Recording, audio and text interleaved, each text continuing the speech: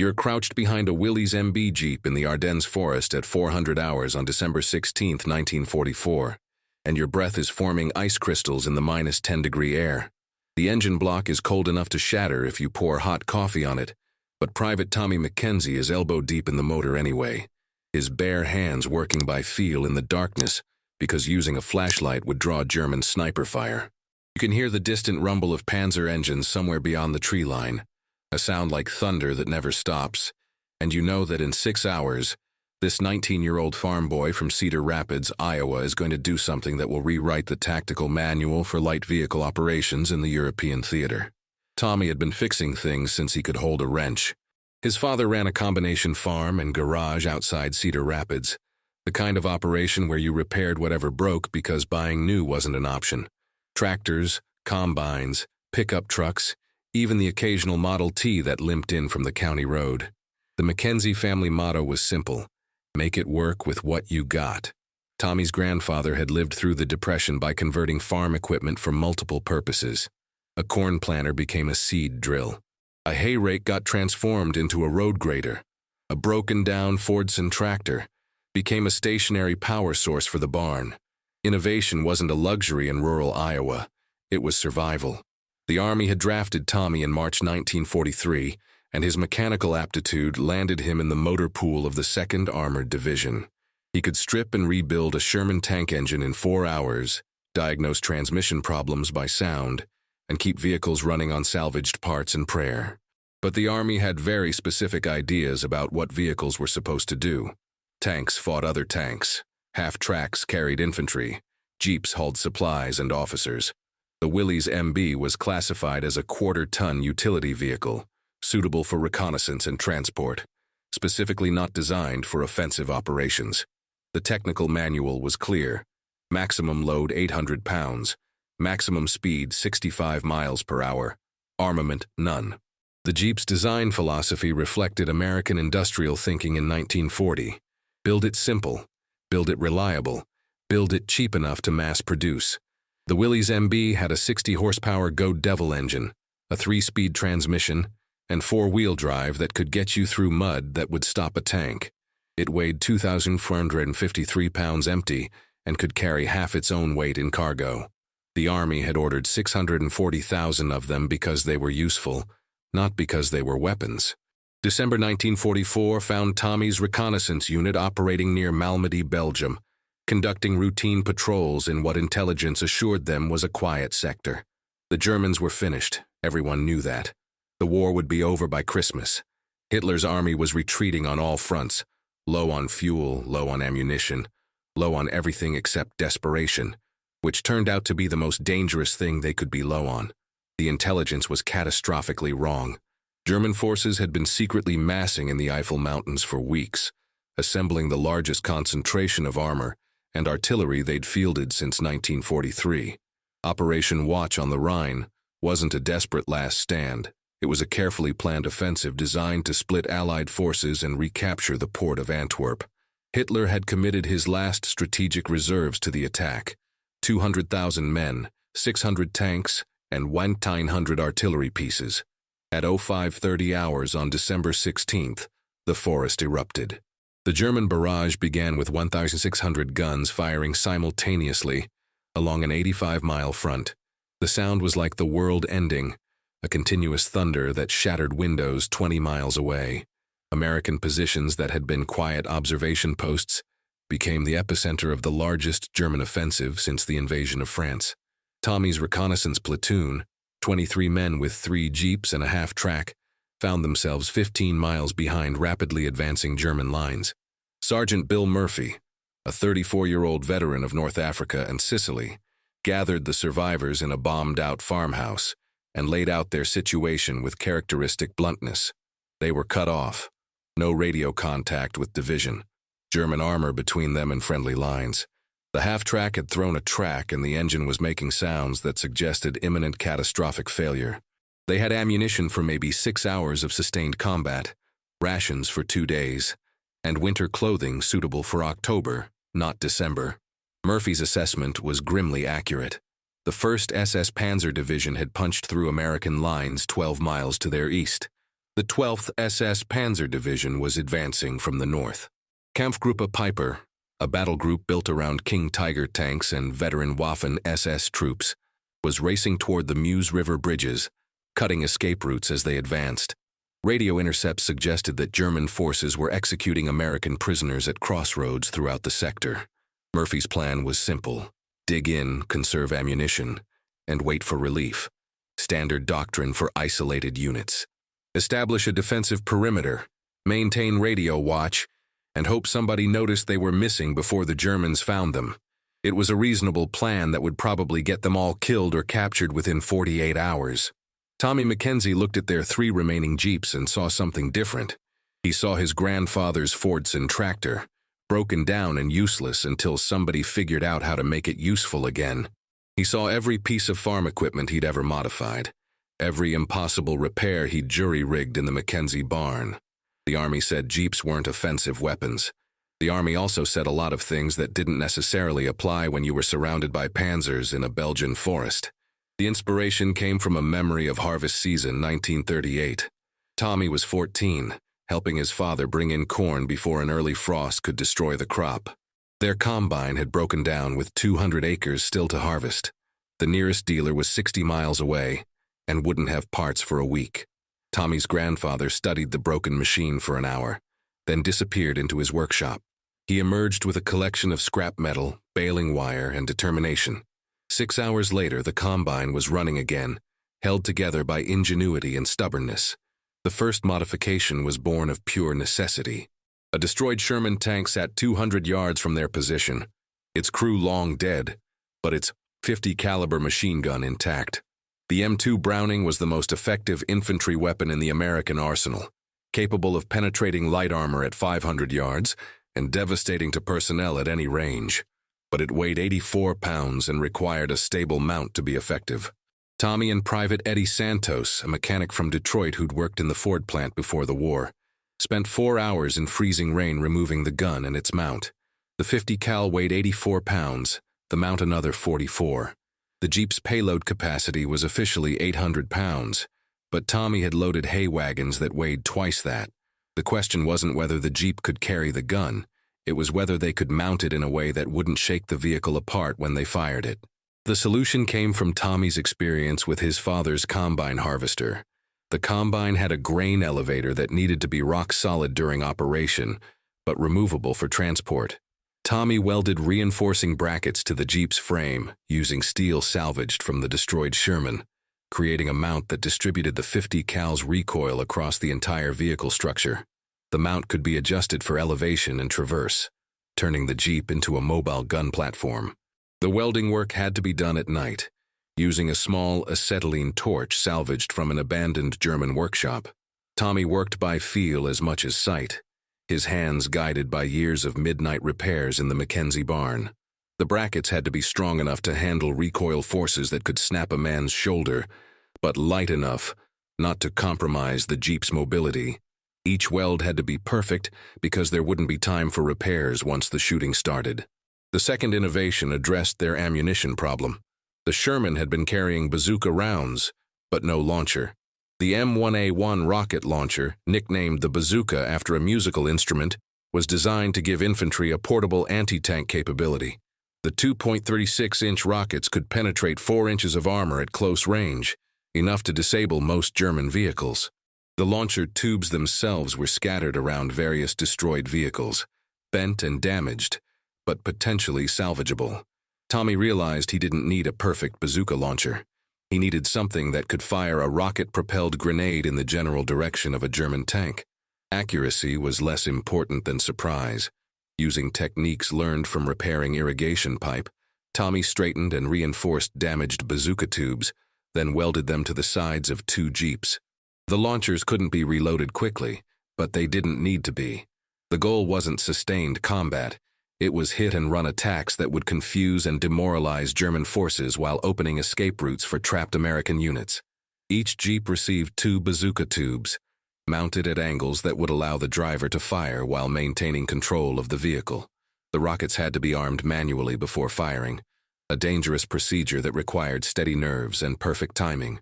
Tommy practiced the sequence until he could arm and fire in under 10 seconds, fast enough to engage a target before German gunners could respond. The third modification was pure farm boy ingenuity. Tommy remembered his grandfather using mirrors to signal across fields during harvest season, flashing sunlight to coordinate workers spread across hundreds of acres.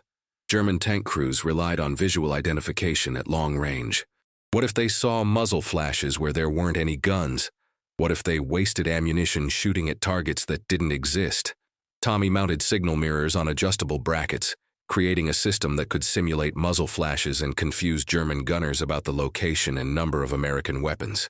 Combined with smoke grenades and burning oil to obscure actual positions, the mirrors turned each Jeep into a mobile deception platform. The mirror system was more sophisticated than it appeared. Tommy had calculated the angles needed to reflect muzzle flashes from the actual .50 caliber gun, creating the illusion of multiple weapons firing from different positions. German tank commanders, trained to identify threats by muzzle flash patterns, would see what appeared to be a reinforced American position when they were actually facing a single Jeep with mirrors. Sergeant Murphy watched these modifications with the skepticism of a man who'd seen too many good soldiers die from bad ideas. The Jeeps looked like something assembled by a junkyard mechanic with a welding torch and too much imagination, which was exactly what they were. But Murphy had also seen enough combat to recognize desperation when it wore the face of innovation. Sometimes the crazy idea was the only idea that worked. The modifications took 36 hours of continuous work. Tommy and his team worked in shifts, one man always on watch while the others welded, wired, and tested their improvised weapon systems. They had no blueprints, no technical manuals, no engineering support. Everything was trial and error, guided by intuition and necessity. December 18th, 0630 hours. The first test came when a German supply convoy approached their position, 3 trucks escorted by a Panzer IV. The convoy was part of the logistical tail supporting Kampfgruppe Piper's advance toward the Meuse River. Standard doctrine would be to let them pass and avoid contact. Tommy had a different suggestion. The modified Jeep could move fast, hit hard, and disappear before the Germans could respond. It was worth trying. The attack lasted 90 seconds. Tommy's Jeep emerged from tree cover doing 45 miles per hour, the .50 cal hammering the lead truck, while Eddie Santos fired a bazooka round at the Panzer. The rocket hit the tank's track system, immobilizing it without penetrating the armor. The Jeep vanished back into the forest before the German gunner could traverse his main gun. 2 trucks destroyed, 1 tank disabled, 0 American casualties. The psychological effect was immediate. German radio traffic, intercepted by Eddie's radio equipment, revealed confusion and concern. Reports of American armor in areas where intelligence said there were only scattered infantry. Requests for air reconnaissance. Demands for reinforcement. The Germans were reacting to a threat they couldn't identify or quantify. The success of the first attack validated Tommy's approach, but it also revealed problems that needed solving. The .50 caliber mount, while functional, created excessive vibration that made accurate fire difficult. The bazooka tubes, welded in fixed positions, limited the Jeep's tactical flexibility. Most critically, the modifications had increased the vehicle's weight enough to affect its acceleration and handling. Tommy spent the next 12 hours refining his designs. He added shock absorbers salvaged from destroyed vehicles to reduce vibration in the gun mount. He developed a quick release system for the bazooka tubes that would allow them to be repositioned between engagements. He redistributed weight by moving ammunition and equipment to optimize the Jeep's center of gravity. The refinements made a crucial difference in the second engagement. December 19th, 1100 hours. A German reconnaissance patrol, 2 armored cars and a motorcycle, was probing American positions near the farmhouse. Tommy's modified Jeep intercepted them at a crossroads, using the improved gun mount to deliver accurate fire at 300 yards. Both armored cars were disabled before they could radio their position. The motorcycle escaped, but the patrol's mission was compromised. Over the next 48 hours, Tommy's 3 modified Jeeps conducted 17 separate attacks on German positions. They hit supply convoys, isolated outposts, and communication centers. They used terrain the way Tommy's grandfather had used crop rows, appearing and disappearing along natural lines of cover. They struck from unexpected directions, at unexpected times, using tactics that weren't in any manual because nobody had thought to write them down. Each engagement taught new lessons about the capabilities and limitations of the modified vehicles. The Jeeps could achieve tactical surprise by approaching from directions that German commanders didn't expect to be threatened from. They could engage targets at ranges where return fire was ineffective, then withdraw before enemy reinforcements could respond. Most importantly, they could operate in terrain that was impassable to heavier vehicles. The key was understanding what the Jeep could do that heavier vehicles couldn't. It could navigate terrain that would bog down a tank. It could accelerate and decelerate faster than anything the Germans had. It could hide in spaces too small for armored vehicles. Most importantly, it could be repaired with salvaged parts and farm boy ingenuity when sophisticated equipment would be abandoned. German forces began adapting to the Jeep attacks by increasing patrol frequency and establishing observation posts at key terrain features. But adaptation worked both ways. Tommy modified his tactics to exploit German countermeasures. When the Germans posted observers on hilltops, Tommy used valleys and creek beds for concealment. When they increased patrol strength, he coordinated attacks to hit multiple targets simultaneously, forcing the Germans to spread their forces thin. The cat-and-mouse game escalated when German forces brought in specialized anti-partisan units, equipped with armored cars and experienced in dealing with irregular forces. These units understood the importance of mobility and surprise, but they were trained to fight partisans armed with rifles and explosives, not mechanized forces with heavy weapons. December 20th brought the ultimate test. 3 Tiger tanks, 57 tons each, and armed with 88mm guns that could penetrate any Allied armor at 2,000 yards, were advancing toward the American position. Each Tiger was worth more than Tommy's entire hometown. They represented the pinnacle of German engineering, precision manufacturing, and tactical doctrine. The Tiger I was virtually invulnerable to frontal attack by any weapon in the American arsenal. Against them, Tommy had 3 Jeeps that looked like they'd been assembled in a barn, which they essentially had been. The weight differential was staggering. Each Tiger weighed as much as 23 Jeeps. The armor differential was even worse. The Tiger's frontal armor was 100mm thick, capable of stopping any projectile the Jeeps could fire. The firepower differential was catastrophic. Each Tiger's 88mm gun could destroy a Jeep at ranges where the Jeep's weapons couldn't even reach the tank. But Tommy had grown up hunting animals that were faster, smarter, and more dangerous than he was. Coyotes that could outrun horses, foxes that could disappear into terrain that seemed to offer no concealment, raccoons that could solve problems that stumped humans. The secret wasn't being bigger or stronger. The secret was being more clever. The plan required all 3 Jeeps working in coordination, using tactics borrowed from coyote hunting in Iowa cornfields. Jeep 1 would create a distraction, using mirrors and smoke to simulate a larger force and draw German attention. Jeep 2 would flank wide, using a creek bed for concealment, and attack the Tiger's track systems with bazooka fire. Jeep 3, Tommy's vehicle, would wait until the Tigers were focused on the other threats, then close to point-blank range for shots at the thinner rear armor. The engagement began at 1400 hours. Jeep 1 emerged from the tree line 800 yards from the Tigers, mirrors flashing, smoke pouring from its improvised system, 50 cal firing in controlled bursts. The German tanks immediately focused on this obvious threat, their massive guns traversing with mechanical precision. They fired and missed, because they were aiming at reflections and smoke instead of the actual vehicle. The Tiger's 80mm guns were designed for long-range precision fire against hardened targets. At 800 yards, they should have been able to hit a Jeep with their first shot. But the combination of mirrors, smoke, and rapid movement created an optical illusion that confused even experienced gunners. The Germans were shooting at ghosts, while the real threat maneuvered into position. Jeep 2 used the distraction to reach the creek bed undetected. Private Santos put 2 bazooka rounds into the lead Tiger's track system, immobilizing it and blocking the advance of the other 2 tanks. The Germans were now dealing with threats from 2 directions, their formation disrupted, their movement restricted. Track damage was the Tiger's Achilles heel.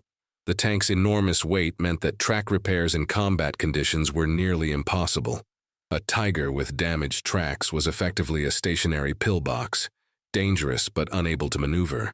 Santos had aimed for the drive sprockets, the wheels that moved the tracks, knowing that damage there would be irreparable under field conditions.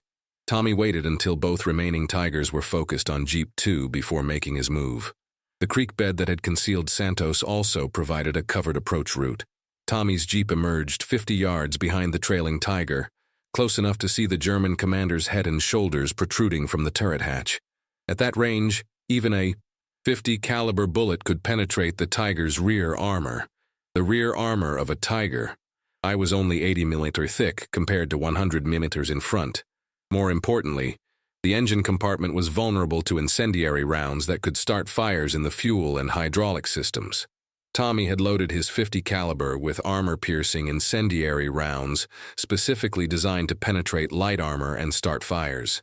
The engagement lasted 4 minutes. When it ended, all 3 Tigers were disabled or destroyed. One had its track system blown off by bazooka fire. One had its engine compartment penetrated by .50 caliber armor-piercing rounds, the fuel system igniting in a spectacular fireball. The third had its turret jammed by a lucky hit that damaged the traverse mechanism, leaving the crew alive but unable to fight. The cost was 1 Jeep destroyed by return fire and 2 crew members wounded, neither seriously. The tactical result was an open escape route for 200 trapped American soldiers, and the disruption of German advance schedules in that sector. The strategic result was proof that light vehicles, properly modified and tactically employed, could engage and defeat heavy armor under the right circumstances. Word of the Jeep modifications spread through American units faster than official communications. Mechanics and farm boys in other divisions started experimenting with their own versions. Signal mirrors became standard equipment. Bazooka mounts appeared on Jeeps throughout the European theater. The .50 caliber machine gun mount that Tommy had welded together in a Belgian forest became the basis for official modifications that were still being used in Korea 6 years later. The innovations weren't limited to weapon systems. Tommy's team developed techniques for camouflaging Jeeps that made them nearly invisible to aerial reconnaissance. They created communication systems using salvaged German radio equipment. They established supply caches, hidden in terrain features that allowed extended operations behind enemy lines. Other units began adopting and improving on Tommy's innovations.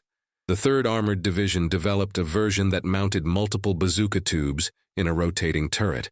The 4th Infantry Division created Jeeps equipped with flamethrowers for bunker assault. British forces experimented with Jeeps carrying Piat anti-tank weapons and Boys anti-tank rifles. The Battle of the Bulge lasted until January 25, 1945.